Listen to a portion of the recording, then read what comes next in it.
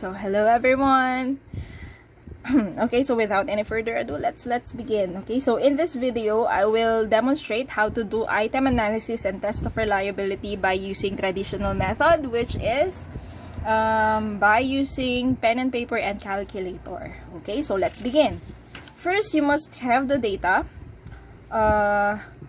So in your data must consist scores, students, and then questions.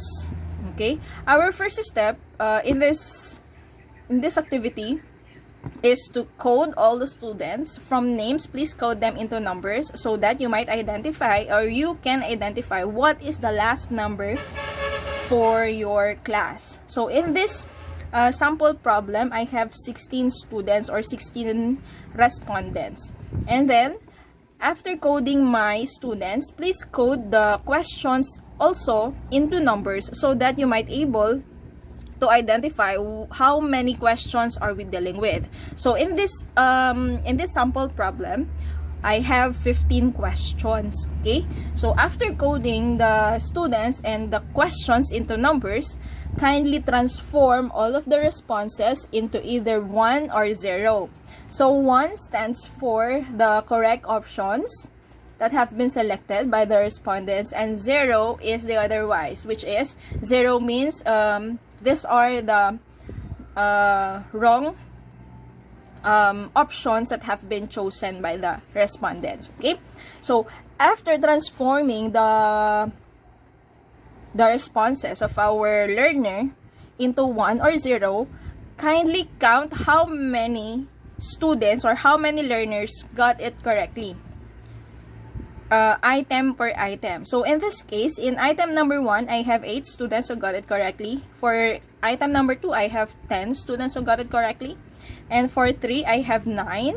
For item number 4, I have 8. For item number 5, I have 10, and so on. Okay, so this part here, the last row, is important in identifying the difficulty index. Difficulty index, or identifying the difficulty index, is the first step in item analysis. So how to identify, or how to do how to solve the difficulty index or the difficulty level of this question, okay, or of this set of questions. Okay, the formula in identifying the difficulty index is the number of the students who got it correctly on each item divided by the total questions. Okay, so in this case, for our item number 1, I have 8 students who got it correctly out of since we are talking about students here, number of students who got it correctly, the divisor must be 16. Sorry, correction na lang po. Paki-correct na lang. So in this case, for our item number 1, ulitin ko lang po, there are 8 students who got it correctly divided by the total number of students, not questions. Okay, so for this, for item number 1, by using my calculator, I hope it's visible. Okay, by using your own calculator, let's divide 8 by 16, and then the resulting detail is, or the resulting number is 0.5. Okay, so it means that the difficulty index for item number 1 is 0.5. And as far as I could remember, the scale on how to interpret this quotient have been provided to our Google Classroom. Okay, so kindly check what is the appropriate description for 0.05. Is it easy, is it average, or is it difficult? Okay, so for 0.5, I think it's average. Okay, but check nyo na lang, baka mali naman yung aking pagkakatanda. Okay, for item number 2, how many students do we have? There are 10 students. There are 10 students who got it correctly. So I'm going to divide 10 by the total number of students, that is 10 divided by 16. Again, by using your calculator, 10 divided by 16, that is 0.05. 0.625. And then again, kindly check our scale for this for its appropriate description. So as with item number 3. So paulit-ulit lang po yung process natin. All we have to do is to divide the total number of the students who got each item correctly, and then divide it by the total number of students. And in this sample problem, I have 16 students. Okay, that's why I have been dividing all of my numbers on the last row by 16. Okay, so for item number 3, I have 9 divided by 16 because I have 9 students who got it correctly, who got item number 3 correctly, over 16 students, which is the total number of my students in this problem set. So therefore, the difficulty index is 0.56. 5625. Ayan. So as you can see, I'm not rounding off, or yes, I'm not rounding off it. I'm not rounding any acquired quotient here. So wag muna po kayong magra-round off. So kindly do the same process all throughout, from your question number 1 up to the last item of your problem set. Okay, so in your case, in your activity, as far as I could remember, for mathematics you have 37, and for English you have 33.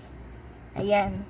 So that is for difficulty index. So all you have to do is to count how many students who got the item correctly, and then divide it by the total number of students, and that's it. That is the difficulty index. Next is to identify the discrimination index. Okay? So by the way, our item analysis has 2 parts. First is the identification of the difficulty index, and then the second part is the identification of the discrimination index.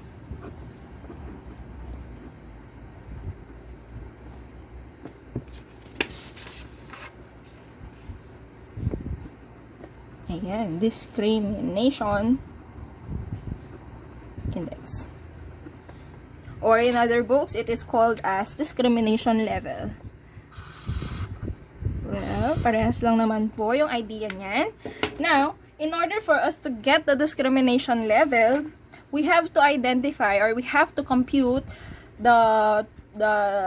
have to compute how many students do we have, or let's say, what is the 25% of the whole population, okay, of our respondents. Okay, so in this case, I have 16 students. Okay, in this problem set, I have 16 students in total. And then I'm going to multiply it by 0.25 to get the 25% of the population in our sample problem. So again, get your calculator and then multiply 16 by 0.25, and that is 4. Now, just in case na meron pong decimal number, just like, kunwari, ang nakuha natin dito, no? Just in case lang, no? Ang nakuha nating product is 4.1. Or let's say 4.0001. Okay? So, all we have to do is to round it up.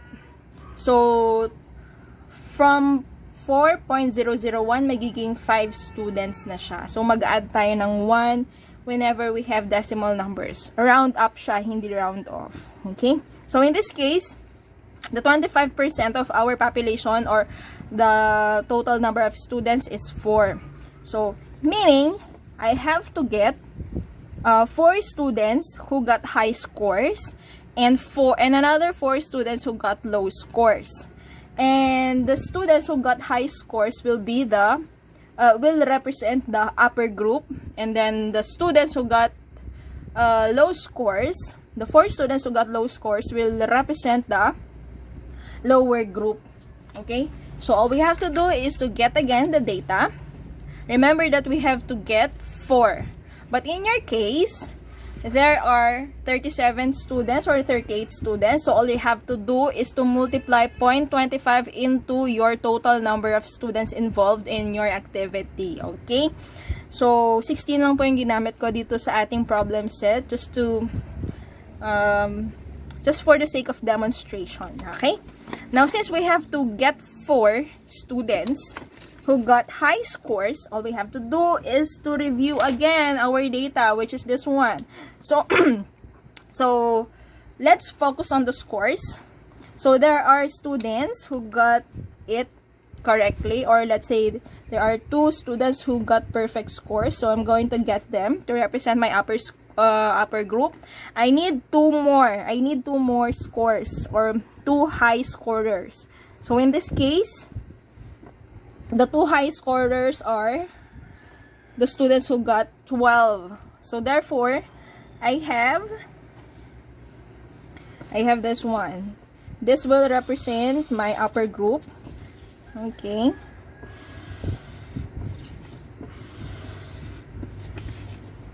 This will represent my upper group.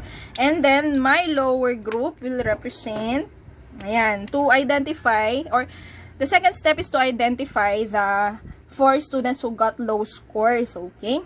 So in this case, I have students who got 3. I have student who got only 3. So I'm going to mark it as 1 to represent my lower group. 3. And then I have student who got 4. Oh, I need 1 more. I need 1 more. But, ayan, ayan. Pero yung sumunod ay may dalawang nag-tie. So, all I have to do is to choose 1. Isa na lang. Although may nag-tie kay 5, isa na lang yung kailangan ko to complete my lower group. So, yan. Isa lang. And then, I'm going to highlight their responses. You know what? Any strategy in identifying discrimination index is acceptable. Basta ang end product ay magkaroon kayo ng grupo that will represent the upper group and then lower group. Okay? And then after identifying students from the upper and lower group, let's go back to this. Yung ating solution paper, or let's say ito yung pinagsusulatan natin, solution. Tama, solution paper. Ano ba yan? Scrap paper ba yan? Basta, solution. Basta nilalagay natin dito yung solution. Now, we have already identified the 25% upper group and 25% lower group. In short, 50% of the population. Okay, and then dinivide lang sa dalawang grupo. Okay, now to get the discrimination index, all we have to do is to subtract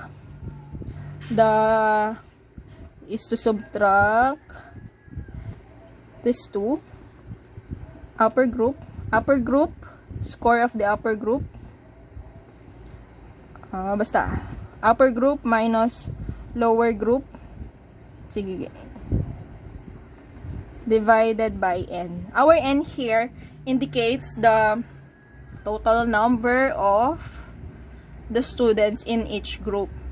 So, in this case, the total number of the upper group is 4. Yan, yun nakuha natin dito. So, our n here is 4. So, to get the discrimination index for item number 1, wrong spelling.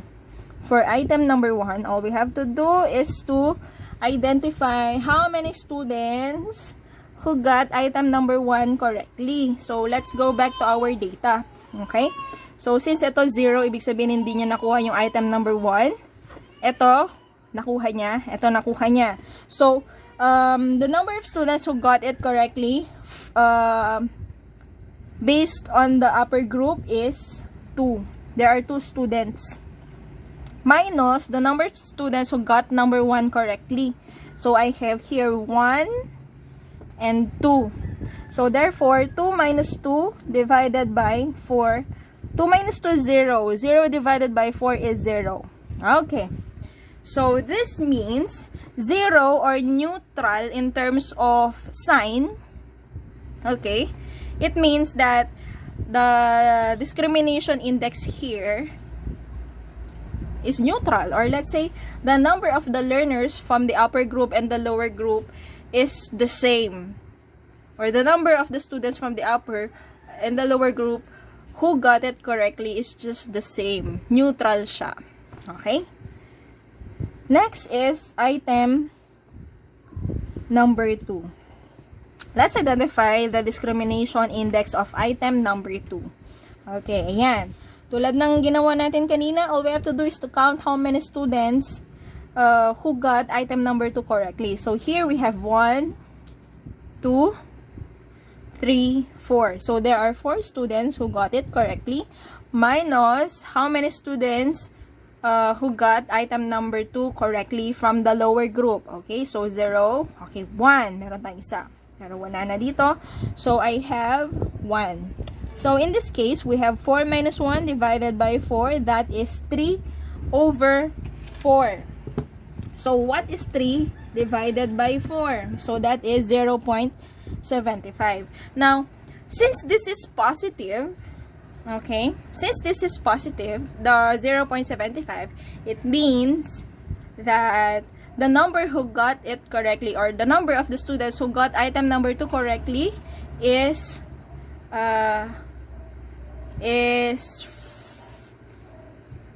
from the upper group, or sige, i-rephrase ko lang.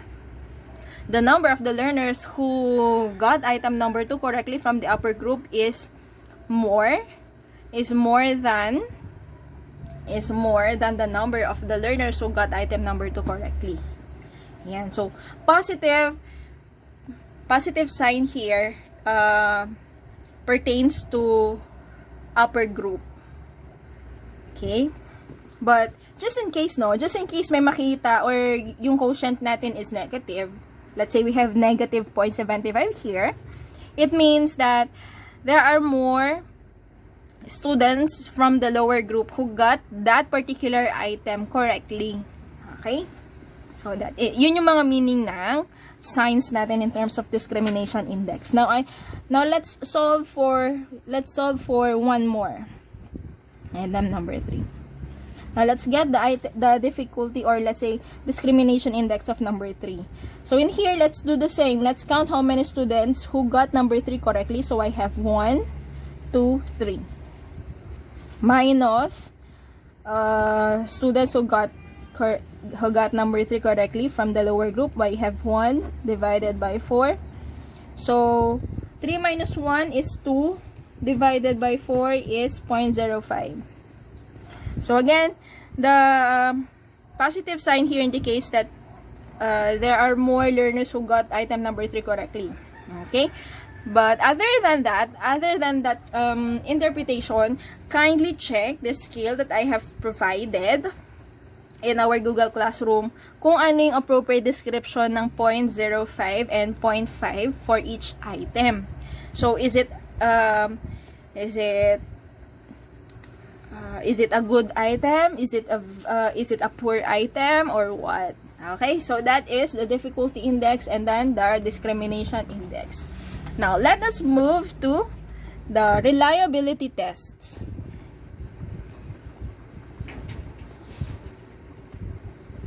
So when we say reliability test, it will test how are the item, or let's say how good are the items in terms of assessing the skills that we are intended to measure. Okay, so reliability test has 2 ways. Okay, or we have 2 ways on how to identify reliability test. The first one is the Kuder-Richardson 20. Kuder-Richardson 20 is K over K minus 1, multiply it by 1 minus the summation of P and Q, and where P is the quotient that we have acquired in difficulty index. Q is the percentage of the students who got it wrong divided by the variance. Okay, variance is one measure of dispersion. So pag malaki ang variance natin, ibig sabihin disperse yung data natin, or ibig sabihin magkakalayo-layo. But kapag maliit yung variance natin, ibig sabihin intact or magkakalapit lang po yung data natin from one another. Okay? And then the second formula for reliability test is KR 21. KR21 is this way. K over K minus 1, multiply it by 1 minus the mean or the mu, multiply it by K, multiply it again by the mean, divided by K minus the variance. Okay. So, kailangan na natin ng power talaga ng calculator dito. Okay? So, first,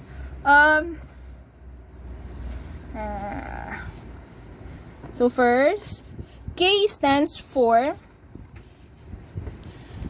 here stands for the number of questions that we are dealing with. So, in this sample problem, again, I have 15. Okay?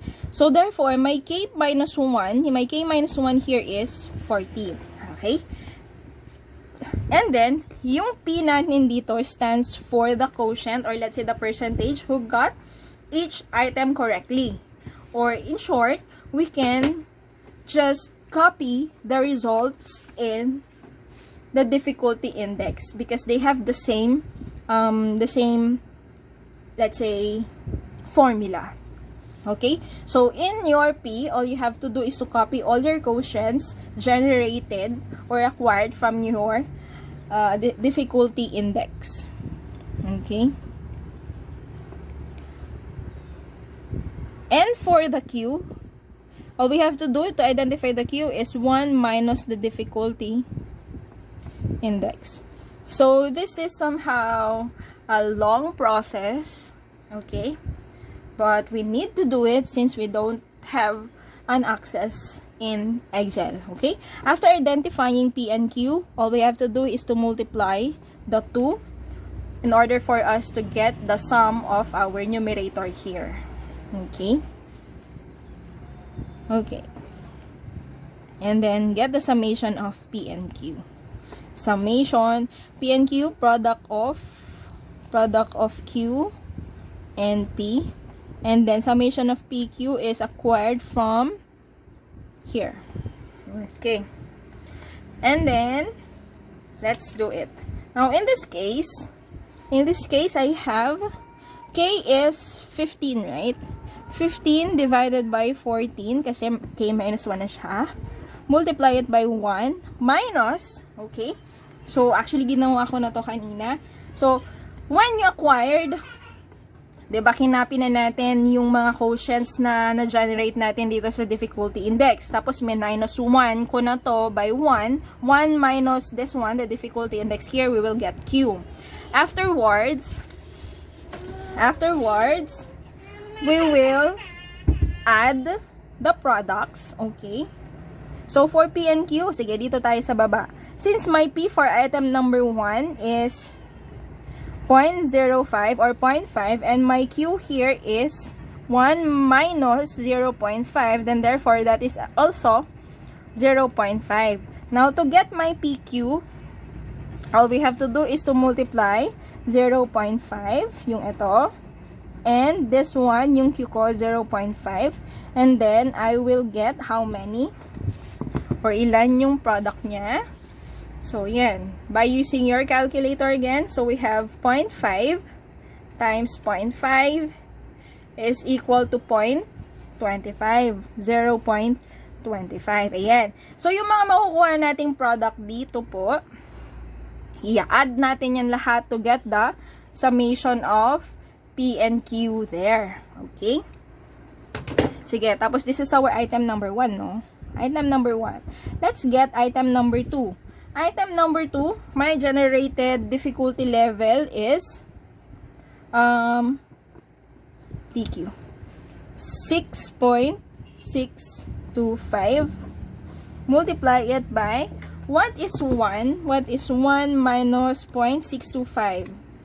0.375, and then multiply times 0.625. And then, medyo mahaba-haba, 0.234375. Oh, ayan.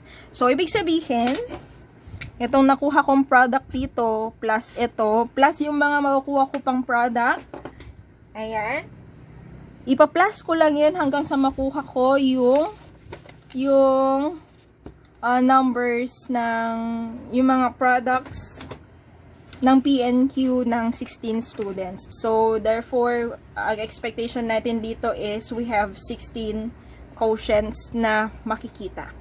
Okay, so in this case, the summation of PNQ that I have computed earlier is 3.4667. Okay, divided by the variance. Okay, so yung variance natin, saan ba natin makukuha si variance? Yung variance natin ay nakadepende sa scores. Sa scores ng mga estudyante natin. Now, to get the variance, get your calculator. Get your calculator. Okay? Ayan. Tapos, dapat i-clear natin yung data. So, in this case, clear ko lang. Clear all of my data. Select equal sign hanggang sa clear na yung memory ng calculator. And then afterwards, let's choose or click mode. In your mode, ayan yung mafa-flash sa screen ninyo, computation, standard deviation, and regression. Kindly choose 2, yung SD. Choose 2. And then that's it. May mag-appear sa screen ng calculator ninyo na SD sa taas. Okay, after nag-appear na yan, i-enter lang natin lahat ng scores. Okay, dito mauuna si 12. So, I'm going to enter 12, and then instead of choosing equal sign, we will choose M plus by this time. M plus lang, wag kayong mag-equal sign. M plus. Pag pinindot nyo na si M plus, ang lalabas sa screen is N is equal to 1. Ibig sabihin, doon sa memory ng calculator ninyo, meron ka nang na-enter na isang score. Okay? To enter the next score, all you have to do is to type it. Wag niyong pansinin si N is equal to 1. Parang kinakount lang niya or sinisigurado niya lang kung ilan yung scores na i-input ninyo. So, by this time, isa pa lang na-input natin. So, yung pinapakita ng screen ng calculator ninyo is just 1. Okay? To enter the second score, all you have to do is to enter it. Enter mo lang. In this case, I have 10. And then press M+. So 2 na yung aking 2 na yung ating scores dito sa memory ng calculator natin. Next is to type 9 kasi yun yung sumunod na score dito, and then M+, 3, M+, 4, M+, 9, M+, 9, M+, 11, M+, 15, 12, 4, 5, 8, and then I have 7 M+. So as you can see, I have 16. Kasi I have 16 students in this sample problem. Okay. And then press, after mag-flash ni 16 dito sa screen natin, complete na yung, or okay na yung pag-enter ko kasi wala naman na ako isusunod. So, press on to clear your screen. On lang, wag equal sign. And then, press shift, and then, tignan natin nasaan si SVAR. Yan, SVAR. Pindutin natin si SVAR. So, we have 2 here. Pag napindot ko na si 2, ang lalabas, ito. Yan. 1 stands for the mean. 2 stands for the population standard deviation. 3 stands for the sample standard deviation. So, since we have 100% population here, hindi ito sample, 100% ito ng mga estudyante ko, kunwari, 16, all we have to do is to choose 2. 2, and then, yan yung mag-appear sa screen ninyo. And then, i-square natin siya. Click square here. Square. I-square natin yung etong sign na to because this is the variance. Variance is that symbol and then squared. And then press equal sign, and that is our variance. Okay? That is our variance. So, our variance here, all we have to do is to copy it. I have 13.48437. Again, hindi na naman ako nag-round off. Mamaya na lang tayo mag-round off. And then, press clear. And then, clear your data again. Shift mode, clear. Press 3. Reset all. And then, ang makikita ko na lang dito is yung D doon sa taas. D. Ayan. Wala na yung SD sa taas. Now, we are now ready to compute KR20 because the details have been provided already. So, let me first divide this one. Ito, yung fraction natin. So, we have 3.4667 divided by 13.484375. Okay? So, the result is very small quotient. Yan. Maliit na lang siya. Okay? Now, tuloy-tuloy na tayo. Press 1. Ayan. Pero yung nakuha natin quotient doon sa fraction natin is nandyan pa din. Maganda yan. 1, press 1 for this symbol here. Ayan, constant natin yan. Minus answer. Okay, and then press equal sign. This is, ito na yung nakuha natin. Ito na yung sagot dito sa part na to. Itong first group na to.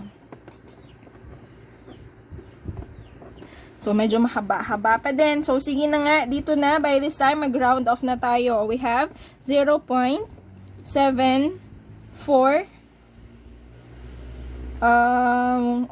Kailangan natin ng 2 decimal numbers. So, 0.74. So, since 2 yung sumunod, wala. 7. Hindi na madadagdagan ng isang 4. And then, afterwards, let's get the quotient of 15 over 14, or 15 divided by 14 is this one. Multiply it by 0.74 na nakuha natin. That is 0.79. Again, let's get the 2 decimal numbers. So, therefore, the reliability test, the reliability of the test question in this sample problem is 0.79. So again, we have an appropriate description for this quotient, for this obtained number in our reliability scale. So, kindly identify whether this exam in my sample problem is a good classroom test, or is it better in assessing, or best used in assessment, or let's say best used in assessing students in terms of the subject that we dealt with in this problem set. Okay, so that is KR20. It is somehow long, pero yan, kailangan natin gawin. As long as meron tayong calculator, we are okay.